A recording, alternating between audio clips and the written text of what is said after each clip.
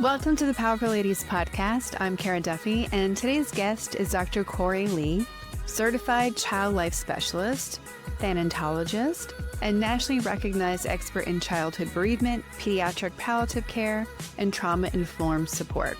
She's a grief expert for families and children who has written 3 books to describe and support children through grief and loss at different ages. In this episode, we dive into the Western relationship with death, what kids need to understand about death and grief, how culturally we are all right now processing losses, and the power of rituals to process grief powerfully and find joy.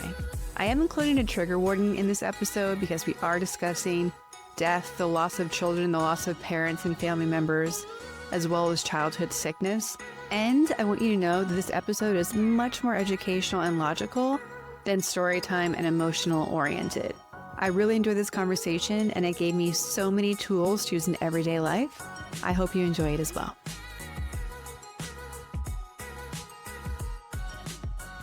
Welcome to the Powerful Ladies podcast. Thank you for having me. Let's begin by telling everyone your name, where you are in the world, and what you're up to. Yeah, so I'm Korie Leigh. I currently live in Santa Fe, New Mexico. I have been here for about 5 years, but I've also kind of lived all over the country, East Coast, West Coast. I did a stint in Georgia for a little bit. And I do a lot of things. It's always really interesting how do I answer this question? But I'm an academic, so I run a graduate program in a field called Thanatology, which we'll get to. I'm sure we'll talk about that in a little bit. I am also a clinician, and so I do a lot of work with kids and families who are experiencing different types of losses. It can be death of a person. It could be a divorce, an incarcerated parent. So really looking at the way that loss impacts families. I write books about those topics. I speak about those topics. And pretty much everything I do in my world has to do with helping people in families and communities to address really hard topics. Well, you mentioned what your focus is in the graduate program. And am I saying it correctly? Thanatology? It's Thanatology. Okay, amazing. So I had to Google this when I was preparing for this episode. So could you define what that is for people who, like me, had no idea? Yeah, so my little party trick, and depending on how much time I have when I'm out and about and people ask, I'll follow that up with, well, do you know your Greek mythology? And some people will be like, well, no, not really. And then I'll say, well, have you seen Guardians of the Galaxy? Do you remember who Thanos is? And 9 times out of 10 people get it right. But Thanos is the god of death, right? And whenever we see ology, that is the study of. So Thanatology is the multidisciplinary study of death, dying, grief, and loss. So we will have a trigger warning in the intro for anyone who just wants to not even step a toe into this area. But I think it's actually really important to be having conversations about these spaces, death, grieving, loss. And I wanted to begin our conversation by asking you about the different ways that Indigenous cultures, Eastern cultures, Western cultures look at these topics. Because often I feel like the Western view is really limiting in our ability to powerfully process these spaces. Like, it's why we want to be like, oh, let's not talk about that. Let's not make a will or trust.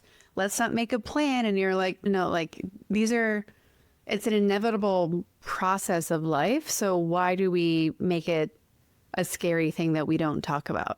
Yeah, there's goodness, we could probably spend the next hour just addressing this one topic because it is so complicated. It's very layered. And in the work that I do with kids and families, and when I talk about why I write my books and how I work, there's this phrase that I've used over and over again in my academic work and clinical work.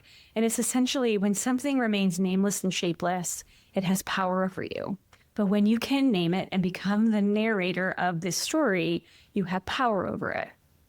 And if we look at the way that Western society, and I'm using that term Western society in a very global, and I understand that there's a lot of cultures within that and a lot of languages and everything, but generally speaking, in America, we have been devoid. We have been stripped away from the practices of dying, from the cultural communal spaces that we used to gather. In the classes that I teach, we talk about the history of dying.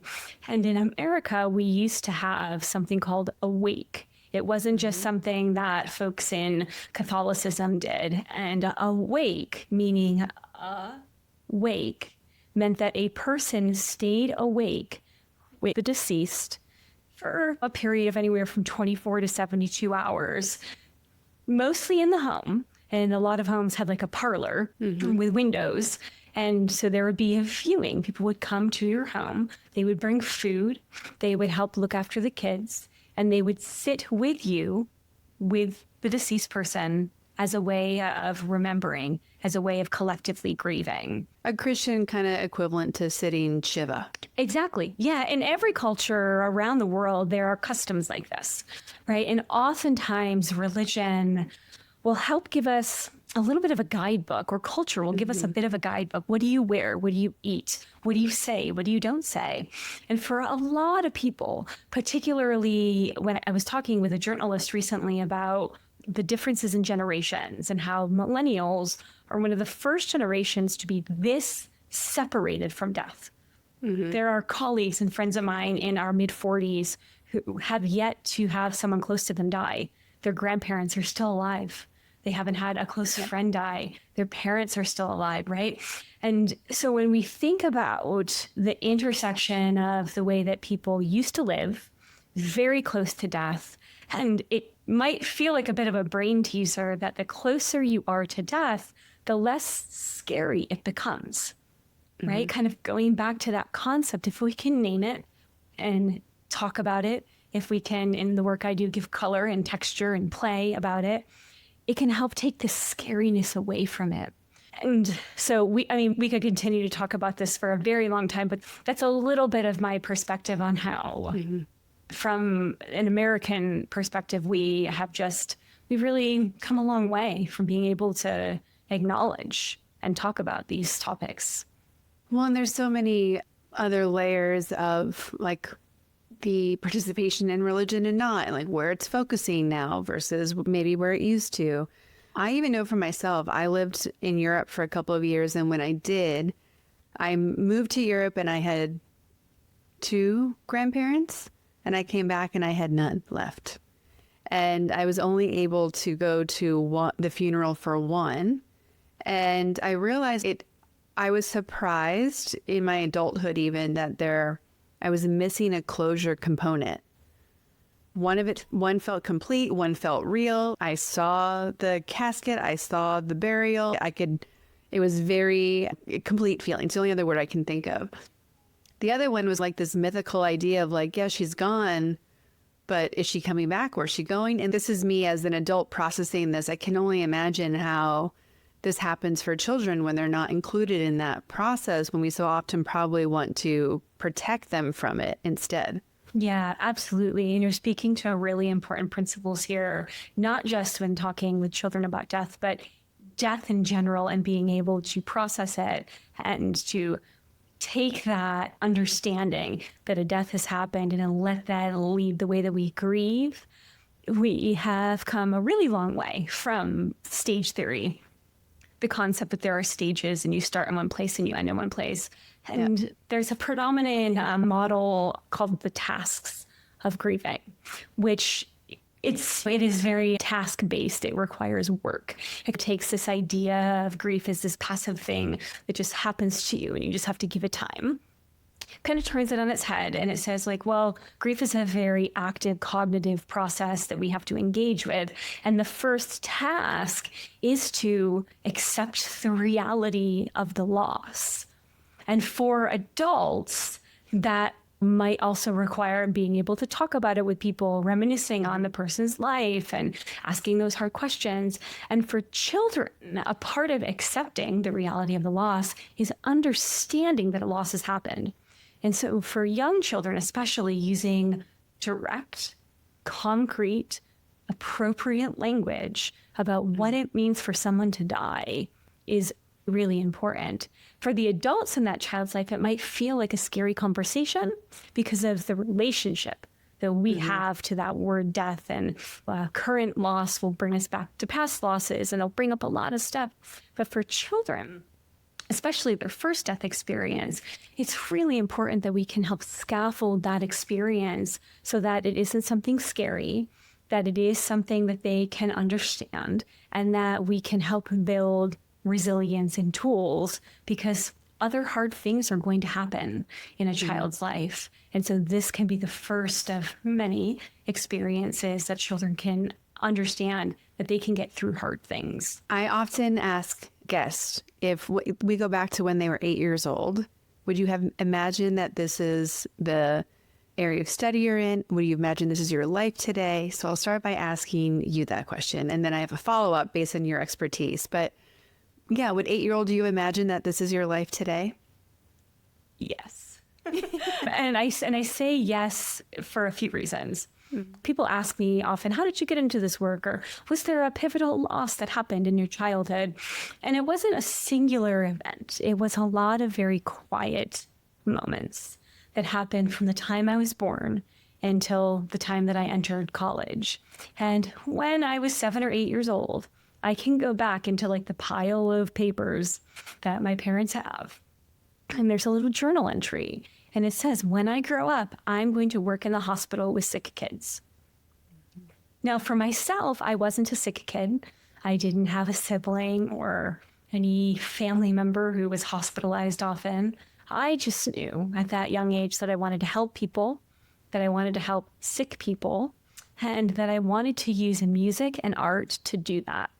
So in my head, I thought I was inventing this whole new career. Little did I know that there was a career that already existed called child life. And that was like the first step into the career that I have now. But it is really interesting when I think back on 7, 8-year-old little me. I don't think I understood fully what it meant to work with sick kids. And I certainly didn't have the intention to work specifically in end-of-life care, or have that lead into the grief and bereavement work that I do.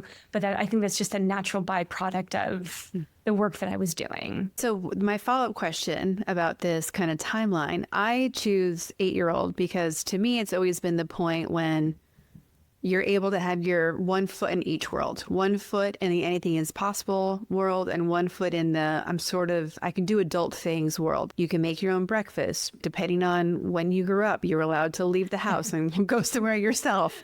So there's this interesting time of 7, 8, 9 when you can play in both spaces. You have, with your expertise, clarity on what's happening to our brain shift then. Could you explain that a little bit?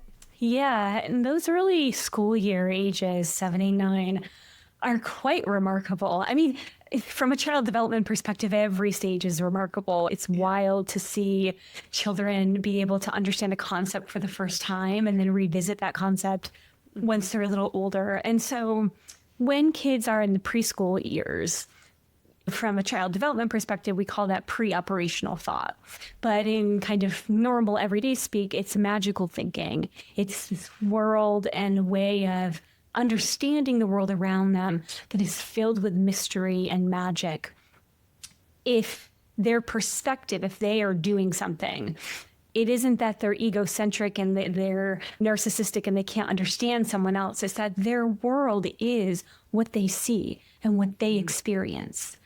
And they are very literal, right? So when we use euphemistic language like grandma passed away or we lost grandma, for a 4 or 5-year-old, well, why don't we go find grandma? What do you mean we lost her? Let's go look, right? Or the dog went to sleep. Well, then that 4-year-old may develop fears of sleeping and get confused about the finality and the irreversibility of when someone dies versus the euphemistic language we use, right? So for that young age, particularly preschools 4, 5, 6, it's really important that we use that concrete, specific language. What happens, and it isn't like magically a child hits the age of 7 and they enter this new phase, but it is around 7 or 8 years old that kids exit out of pre-operational thinking and enter into concrete operations, which is their ability to look in the past, look in the future, and recognize that those things impact and influence each other, that there's cause and effect.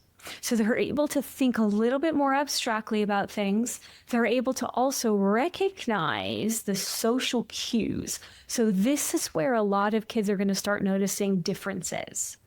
Not just differences in I like Mario and you like Luigi, but differences in like, well, I have 2 homes and my friends have 1 home. Mm-hmm. Or I take this medicine and my other friends don't take this medicine. So they start to really recognize and pay close attention to difference. And when you have a grieving child who is experiencing grief at that age, you also can see kids at this age become really guilty and think that maybe the loss or the death was their fault, that they somehow caused it. There's still misconceptions that can happen, particularly in 7, 8, 9. This is also the age when kids get really preoccupied with the body, with functions of the body, right? So if we use a very common term like daddy died of a heart attack, well, what does heart attack? Someone attacked him? Somebody hurt his heart? People get attacked in movies, right? As opposed to daddy's heart stopped working. Right? So we're talking about the same thing, but we're using different words to help younger kids understand the reality of what is happening. I used to work in kids' products, footwear in particular, and it was always so interesting to me how girls stereotypically wanted you to ask about their shoes, their shirt, their something, and boys didn't want you to notice. They wanted to blend in.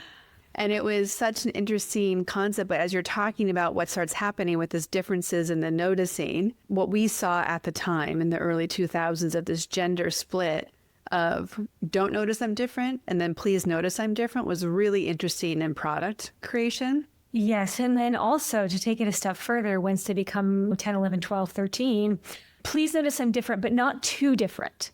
Yes. Not so different that I'm out of the circle, but different enough so that I'm unique, but I'm like you, right? So then you come into this really, oh goodness, like those tween years are so hard because the identity development is really kicking into drive. I mean, it's why middle school is maybe the roughest 3 years of most people's lives. Yeah. Couldn't pay me enough to go back there. So you're the author of 3 books. What led you to wanting to write about these topics and specifically for the age groups that you have?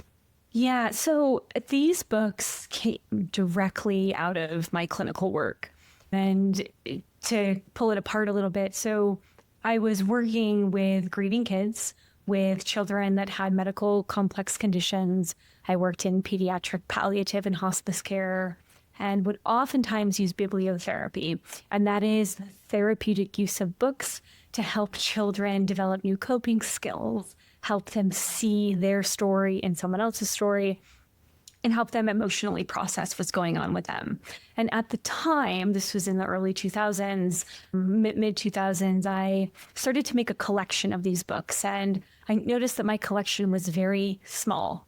Because looking at literature from a child development lens, you start to notice things in books that you wouldn't if you're just picking up a book to read a nice story, right? So if I wanted to use these books in my practice, they needed to be, the language had to be developmentally appropriate, concrete, avoid the use of euphemisms, and the illustrations had to, at the very bare minimum, not be scary. Mm-hmm. So you would think that those things would be easy to come by, but they were very hard.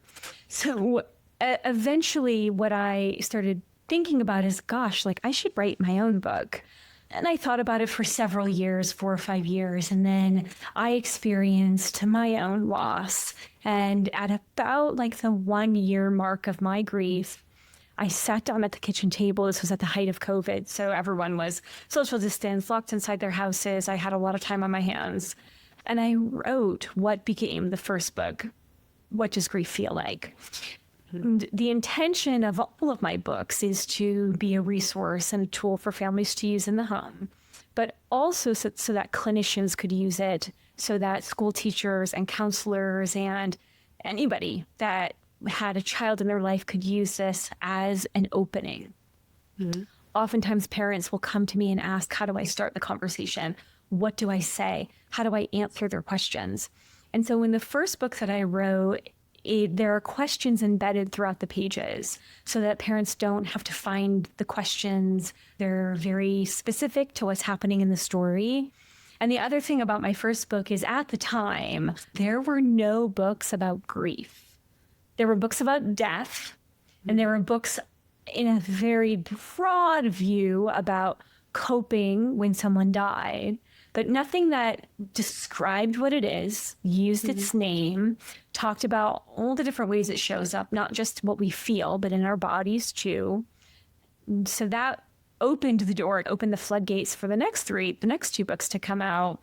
And we were just talking about those middle school years. If there were like a few books for kids, there were no books for the tweens and teens that weren't like a workbook. And between you and me, I mean, I don't know any 12-year-old who's going to sit down and like cover to cover go through a workbook on grief by themselves. I mean, maybe they exist, but I certainly haven't worked with them. So the second book that I wrote, It Won't Ever Be the Same, A Teen's Guide to Grief and Grieving, it has bite-sized information. So it gives facts and information, and it gives it in a way that these young people can relate to. What's happening? Why are my friends acting weird? Why can't I concentrate in school? Why do mom and dad not want to talk anymore? And it helps provide tips and tools and strategies, and then opportunities for expression. So that was the second book. And then the third book that just came out is a parenting book. It's meant to be almost like a field guide, so that when a loss experience happens, you can just open up to that part, get the questions kids will ask, have scripts for what to say, bits of information for how to cope as a family. It's such an area where I feel, because of the cultural gaps that we were discussing earlier, like we need guides like this, because we don't have scripts that we maybe used to rely on, and the scripts we used to rely on weren't great ones, because to your point, they used a lot of euphemisms and other just terminology that kids don't understand. I think even saying the phrase like so-and-so's gone to heaven, if that's what you believe, is so, you're like, where is that? Can we go? Can we visit? Yeah. Oh, do we absolutely. drive there? And I've had many families come to me really concerned for their child's well-being, because all of a sudden, a month or two after the loss happened, they're talking about wanting to go to heaven all the time. Well, I want to die too. Yeah. I miss grandma. And if you think about it, right, when we talk about heaven, we talk about it as this really cool place that's far away. It's like Disneyland. It's like Disneyland. All your favorite people are there. You get to do all your favorite things for all of eternity. There's no pain. Like, sign me up. How do I get there? Right? From the mind of a 4-year-old. And so when I work with families, whatever their belief system is, I try to use their language, but I try to take these really abstract topics and distill them into the simplest terms. And so, for example, if a family believes in heaven or believes in the idea of a spirit or a soul, we talk about the spirit or the soul as being the invisible part that makes us special. We can't see it, we can't feel it, but when the body dies, the body stays here on earth, and the soul, the part that we can't see or touch, that part goes to heaven. And heaven isn't a place. It's an idea. And so that can be the opening of a much longer conversation that happens over the course of a child's life. But it's helpful to start small. Yeah. So this is maybe a random question, but when I'm thinking about, there's so many things on TV now, like the Long Island Medium and other people who exist in this space where, in theory, we can talk to people who have died. There's all sorts of other woo-woo practices of like speaking to the dead. Some people encourage people to keep talking to family members as if they're not here, more adults.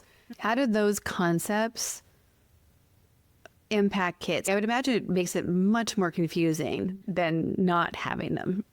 Well, and I think everything that I do and every family that I work with, I really honor their beliefs, and I honor their coping mechanisms if it's working. Yeah. Right. Key phrase. And yeah. If it's working. Right. And so when I was doing my doctoral dissertation, I was interviewing bereaved parents and siblings after a child died. And one of the most fascinating findings that I wasn't expecting to find was this idea of after-death communication. Across every family, they engaged in it in some meaningful way. And if you look at the literature, what is the research? What does science say about this? There's a concept in the grief literature and in Thanatology that's called continuing bonds theory. So for a really long time, the idea that we had about grief came from psychoanalytic thought or Freud. I do have a whole lecture series on this. I won't do that. I won't bore your listeners with this, but I share this because back then, what Freud and many other people believed was that the purpose of grief, why do we feel this thing, is to sever the tie, is to cut the connection. And once you can do that, you can recover or be restored or whatever kind of language was used at the time. What we now know from decades of clinical work, decades of research, is that continuing that relationship is not only healthy, it can be adaptive and meaningful. But it has to be done in a way that is developmentally appropriate, right? And so having that conversation, like, even though Papa died and his body is here on earth, dead is dead forever, he's still a part of our family. And so in our family, when someone dies, we like to still talk to them, even though they might not answer back, right? In our family, every Friday we light a candle and we remember that person. In our family, every time we see a cardinal, we believe that's grandma's soul, right? So helping to frame these things in a way that keeps the understanding that dead means dead forever, that they're not coming back, but that soul or that concept of the person and the relationship we had with them, that doesn't end, right? So death ends a life, not a relationship. And that's a lot of the work I do with bereaved parents, particularly those whose only child have died, is what does it mean to parent a child who isn't living? Am I still a mother if my only child has died? How do I keep them in the family in a healthy, meaningful way? And that question evolves over time as that person's grief evolves. You mentioned that you had a loss that impacted your books. Is that something that you are open to telling us a little bit about? And how did it change how you view the work that you do? Yeah, I'm very open with it. And it's one of those things that once it happened to me, it completely turned not just my personal life, but my professional life upside down. So I experienced a pregnancy loss in which I had to terminate a very wanted pregnancy due to medical complications. And again, like, we could probably talk about this for the whole duration, but for a lot of reasons, one of it, social stigma, the political nature of the type of loss, and the state that I was living in, I had to make a medical decision for my family at an abortion clinic with bulletproof glass and security guards walking me in, as opposed to being able to make that medical decision and have that happen with my medical team in a hospital, surrounded by people that I cared about and that understood me. And so experiencing that in and of itself was deeply traumatic. It was a very wanted pregnancy. And it happened at a time, like, it was a week before I started a new position at a new teaching university. And so there were so many aspects of my grief that had to be minimized. Yeah. I had to hide parts of my grief. And what we know from the literature and from research is when we have to minimize or hide, or when society doesn't make space for our grief, it can become stuck and internalized. And that is exactly what happened. I was really surprised with how I was grieving. I always kind of assumed that I was an emotional feeler. I would want to talk about it and go to support groups and be very open with it. And I wasn't. I was very task oriented. So I was what we call an instrumental griever. So I was grieving by doing, washing the baseboards of my home, doing checklists and making sure everything in the house was where it needed to be. And then COVID happened. And then I was stuck in the home, like a lot of us, right, with my own grief. And as I was contending with all of this, I also, concurrent to my own grieving, was propelled back to the dozens of families that I had worked with. And I was second guessing, was I the right clinician? Did I say the right thing? How could I have worked with grieving parents when I'd never experienced a loss? Now that I know the depths and the intensity of this grief, was I a fraud? I really went through such turmoil over this. And about a year later, it was at a conference. I was speaking on a panel about legacy building. And I ran into a bereaved mom that I had worked with 10 years prior. And she was on a panel. And on her panel, she talked about the interactions that her and I had and the deeply meaningful conversations that we had, the things that I said that helped her to grieve the loss of her daughter. How incredible. And it's almost as if that very serendipitous reconnection helped give me permission. It helped me forgive myself for not knowing or feeling like I wasn't the type of person that I thought I needed to be at the time. And because of that, it has fundamentally changed how I show up in the world, the work that I do, why I write the books that I write. It just makes me so grateful for how the universe shows up sometimes. Yeah. And it's also a reminder to say out loud, like, how people have impacted you, because often the people need to hear it. I think so often we're used to getting confirmation from our boss or our colleagues or our parents. And in our adult world, there's often not a lot of feedback given. So I'm so grateful that she shared and that you happened to be there right when you needed to. Yeah, me too. And on that point as well, I mean, in the clinical work that I do, especially in the hospital setting, I would be a momentary character in these family stories in their lives. There are dozens and dozens of families that I worked with that I will never know what happened. Was the work that I did, was it meaningful? Did it make a positive impact? What was it that they took away? And that's another thing that I'm always so surprised at.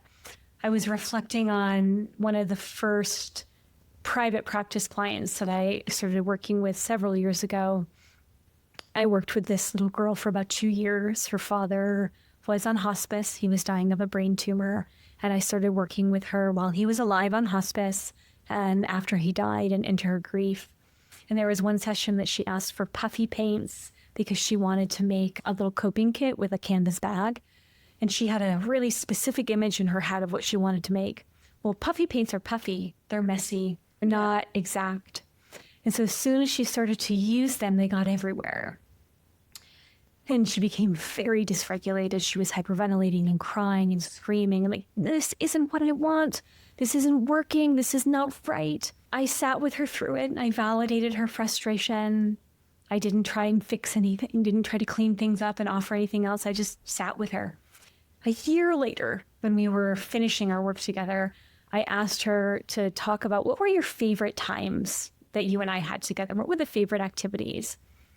And her favorite activity, I almost fell off my chair when she said it, was, remember when you brought the puffy paints? In my head, I thought the session went horribly. Like, nothing went right. This child is crying. The family's paying me to work with them. Oh my goodness, what is happening? But from her perspective, being able to express all of those feelings, because it wasn't about the puffy paints. No. Right? It was about it was about her dad and her grief and not having control over things, so many things. But I was able to sit there with her and acknowledge the frustration, give it space to come out. And that's what she remembered as being a fun activity. Well, and this brings up what I'm seeing a lot of videos about in regards to parenting in the not gaslighting. Like the current generation of parents are, at least some of them, are aware that so often our feelings were invalidated. Yes. And there's a great example of a dad who was like in his head, picked up his daughter from school, not really talking. And she said, "Dad, what's wrong?" And he's like, "Nothing's wrong."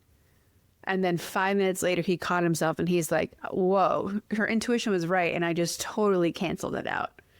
And so there's so much interesting new ways of being like an emotionally present parent of just sitting with them, like you mentioned, and not trying to fix it. And when they be like, we don't realize, I teach this often in one of my communication workshops I do, because it shows up in work as well, that we don't realize how often our language is lying, even if we're not intending to.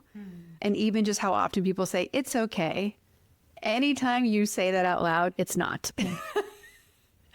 And like we're so like training ourselves as parents and training ourselves in a workplace or whatever relationship it is to say the honest and, to your point, direct, specific thing is like a revolutionary communication period we're in right now. But it makes such a difference. And one of the books that I listened to and then bought a copy of was Brene Brown's Atlas of the Heart. Yeah. Because it's so nicely defined so many words that we need when we're trying to explain how we're feeling. And so it's like having these tools to say what we're actually feeling and thinking. It kind of boggles my mind that we're this far along as a human species and we still haven't figured this part out yet. Yeah. Yeah. And one of the things that I recommend to every family, not just the families that I'm working with, but every family out there, is to get an emotion chart, stick it on your fridge, and use it every day. Not just for the big emotions, for the everyday emotions, for silly, for content, for playful, for confused, right? And use that as a map to start to integrate this emotional literacy into our vocabulary as a family. Right? Because we have to be able to identify what we're feeling, name it, describe it. And then the hard part that a lot of the families I work with need help with is, what do you do with that feeling? Where do you place it? Where do you put it? How do you take it outside of you and give it a home? It's also why I'm really grateful for movies like Inside Out, because yes, oh my goodness, adults needed it as much as kids needed it. Yeah, when I taught child development, I would show clips of that because also, just from like a neurobiological perspective, it is spot on. It's so well done. And especially that idea of like core beliefs and core emotions, core memories connected to emotions, right? And that's the thing, like when you think back to pivotal experiences you had as a child, it isn't the thing that you're remembering, it's the emotion. Because emotions are the thing that connects us to memory. Emotions build memories. And so when I talk with parents that are feeling conflicted or guilty, like, oh, I didn't give my child this big grand Easter or the big grand birthday, or we didn't do the thing as big as I wanted. It's not about the thing. It's about the feeling. It's about your child being seen and being witnessed, being validated, for them having agency over doing something. That's what they remember. When I was preparing for this episode, I started to realize that people who work in the grief spaces might be some of the most humorous people. I saw that you attended something called a Grief-Tastic book fair. Yes. And they had sad snacks. And I just started giggling. So what is the Grief-Tastic book fair, and what are the grief-oriented industry community events and your colleagues like? Like, how would you describe this industry? Oh, we are the most vivacious, present, kind of embodying work hard, play harder group of folks, and the most fiercely compassionate and fiercely supportive group of people that I have had the the honor of working with. The Grief-Tastic event is the child, the baby of Megan Jarvis, and she created this as a space for grief authors to come together to create a space that was open to discussing these really taboo topics. Especially in the last 5 years, grief memoirs, books about grief and loss, death and dying, those topics have taken center stage on literary shelves. I think we would be remiss if we were like, oh, what happened a few years ago? COVID is continuing to shape and change our societal lens of grief and loss. We collectively went through a trauma that we are still, as humanity, going through. And we're seeing the ripple effects of that. And so the Grief-Tastic Book Fair was an opportunity for people from all walks of life, but authors in particular, to come together to share our work, have these really rich, meaningful conversations. And have humor. I'm looking at my sad sack right now. And I bring that on my sessions that I do with my teens and tweens, and they love it.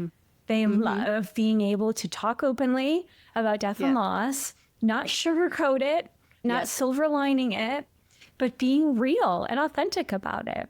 And that's what these spaces are about. I think we talked earlier in our conversation about how being closer to death in a lot of ways makes it less scary. And also working in these spaces, it creates a way of living and showing up in the world where you have to embody being present, finding beauty and joy in everyday moments, being able to sit and watch a sunset, being able to full body belly laugh at the craziest and weirdest shit. It's important so that we can show up for the families and the people we work with fully. And a way that I do that too is as a musician. So I write music, and my first EP came out this year, and music and art and dancing. You will find me on the dance floor anytime there's a good beat. That is how I live and how I cope and process.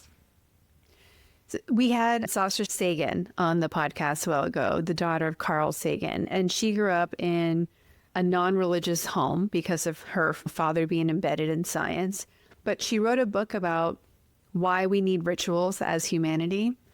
And we were speaking to how so many of the death rituals have been lost in the American culture, at least. But I'm still hearing that so much of there's power in the rituals, both for, it sounds like, you to stay connected to joy and happiness and gratitude, but also for, there's no way to grieve, it sounds like, without some sort of ritual. How would you talk about ritual in both your life and what you're often recommending for the people you're working with? Yeah, and ritual is so powerful, so important. In my academic life, when I'm teaching students about this, whenever I introduce a new concept, I say, well, let's go to the operational definition, right? And what that means is there's one way of describing something so that we can collectively understand it. Ritual has no operational definition. I believe there are over 33 different definitions for ritual. And so that in of itself opens a really interesting conversation. Across culture, across religion, we have ritual, but what is it? And so my academic science brain is like, well, what are the themes? What are the threads? And so in my life, my personal life, my clinical life, and when I'm teaching students, the definition I use as a ritual is any act that is repeated, infused with meaning, built on intention. So it's an intentional, repeated, meaningful act that can be external or internal. It can be with and for other people, or it can be 100% with and for yourself, that no one else has the ability to see or witness. And an internal act can be anything from, for myself, hawks, and seeing hawks are really meaningful. And so sometimes when I'm really deep in my grief or just having a hard day, I will, in my mind, ask to see a hawk. And without fail, I will see one. And then externally, I have a tattoo of a hawk. So this is a conversation starter. Other people can see it. It's a way that I'm connected. And externally, we can do everything from lighting candles to creating physical spaces, altars, places out in nature that we go to with the intention and the purpose to create meaning. That idea of meaning is something that it's a big buzzword now. A lot of people are talking about meaning making, and meaning is something that you find. We don't find meaning like a treasure. We make it, and we make it through intention, and we make it through repetition, and it changes over time.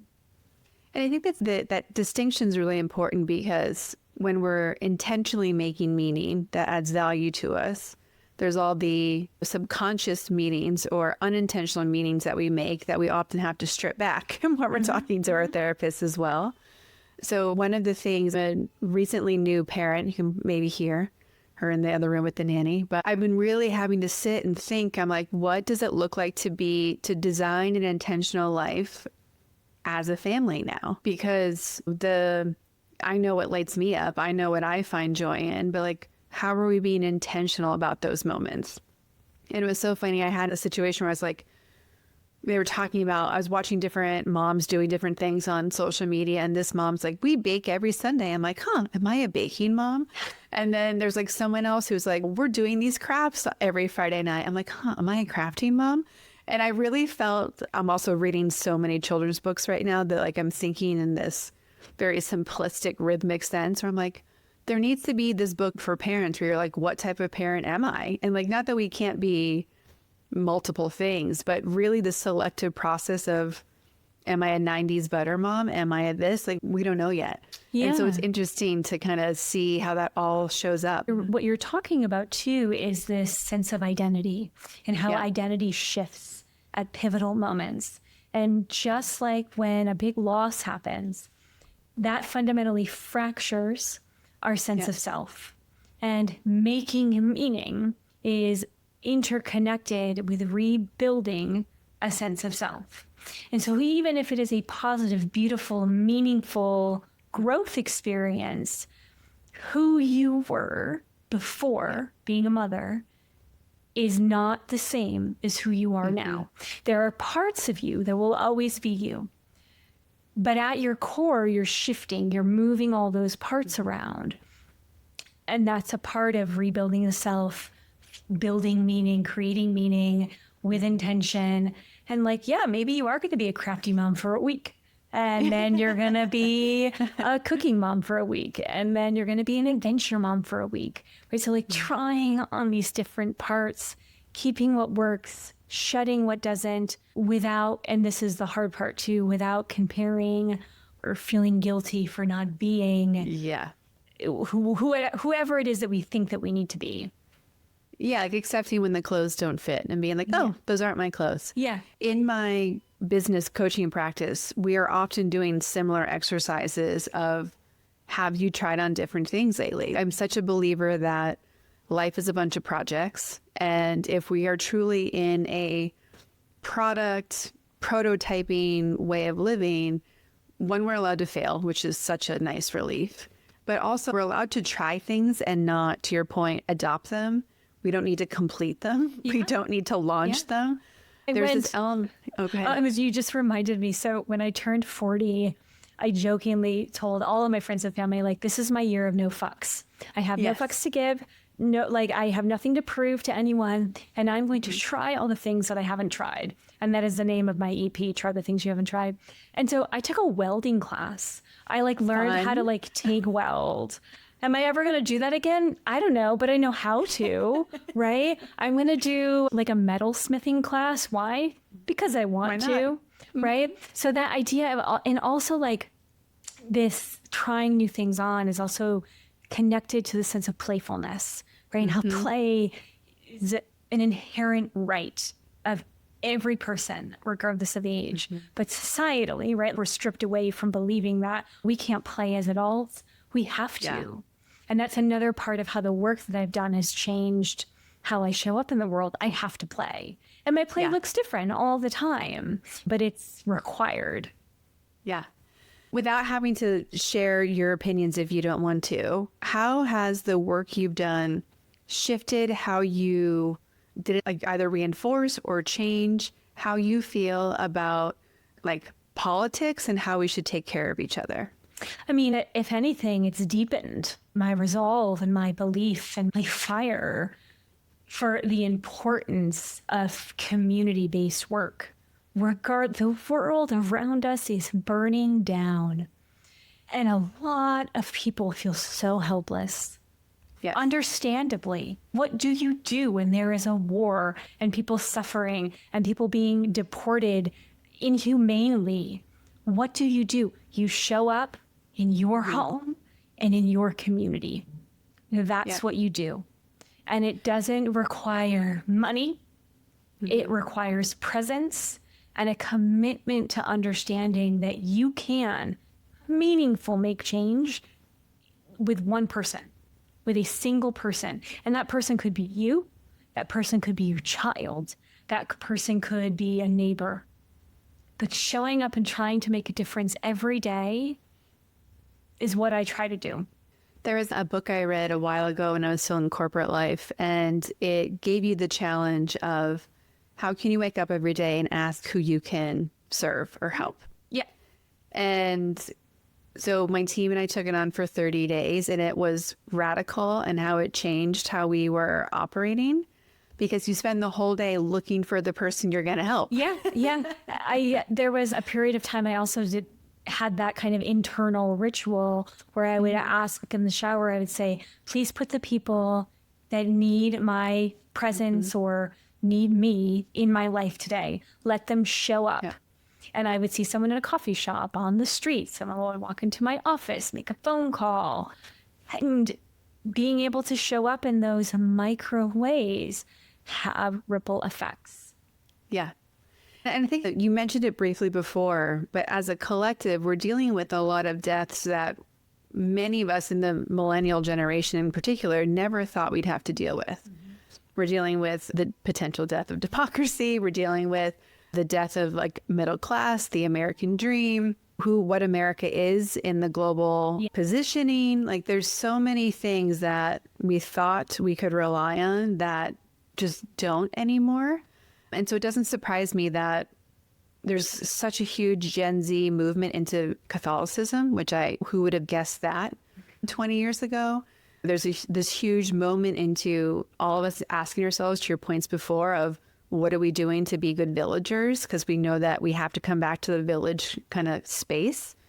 And it's a really interesting time to be in, I think, because while so many things are evaporating, it really means that we have so much to create. Yeah. And that creation starts individually, but it also, like, to that point, right, of watching things become dismantled and crumble and fall apart. When the world around us becomes unstable, we have to be our safe place. We have to be our sense of safety. And for a lot of people, for lots of reasons, that's really hard.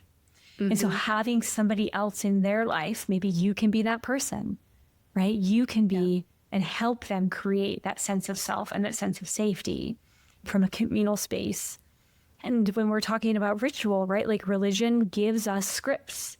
It tells us what to do and how to do it.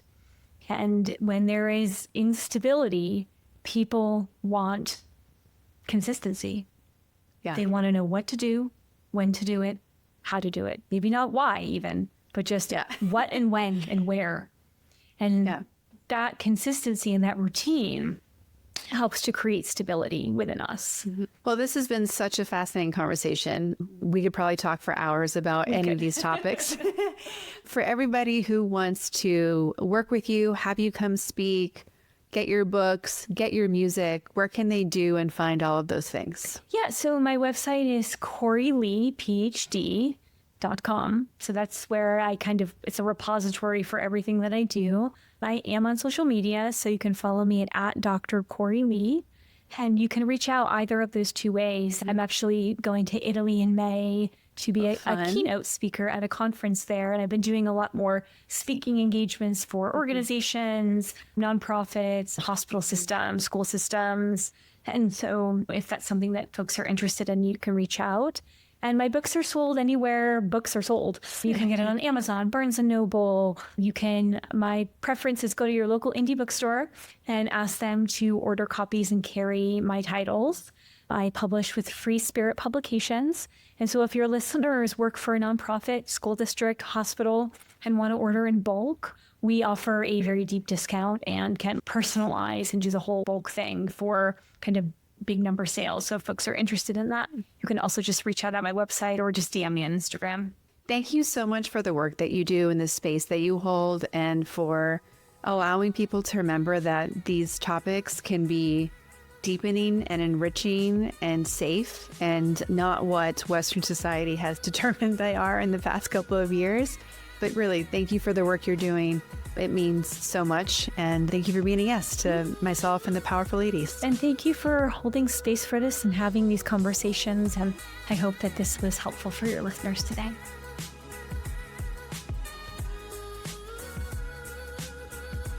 Thanks for listening to the Powerful Ladies podcast. If you enjoyed this conversation, please subscribe, leave us a review, or share it with a friend.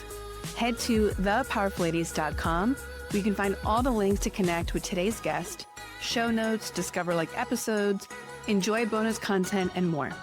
We'll be back next week with a brand new episode and new amazing guest. Make sure you're following us on Instagram or Substack @PowerfulLadies to get the first preview of next week's episode. You can find me and all my socials at karaduffy.com. Until then, I hope you're taking on being powerful in your life. Go be awesome and up to something you love.